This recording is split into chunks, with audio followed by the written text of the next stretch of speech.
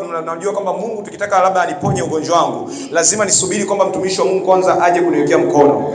Lakini kumbe Mungu katika kipindi cha neno anaweza akakufungua katika shida unayopitia.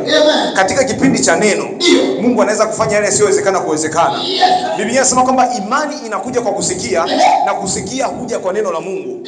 Kuna mambo mengine mtumishi wa Mungu unahitaji tu uwe na imani ili uweze kutoka pale ulipo. Haujatoka pale ulipo mwana Mungu ni kwa sababu hauna imani ya kwamba Mungu anaweza kukutoa hapo ulipo. Bwana Yesu asifiwe sana. Nataka nikwambie kwamba imani haiondoi matatizo, ila imani inafanya vitu visivyowezekana kuwezekana. Unanielewa mtumishi wa Mungu? Narudia tena, imani haiondoi matatizo. Imani inafanya yale yasiyowezekana kuwezekana. Kama ilikuwa haiwezekani wewe kupata mtoto, imani inafanya kuto kupata mtoto kuwa kuna jambo ambalo linawezekana kwenye maisha yako. Bwana Yesu asifiwe sana.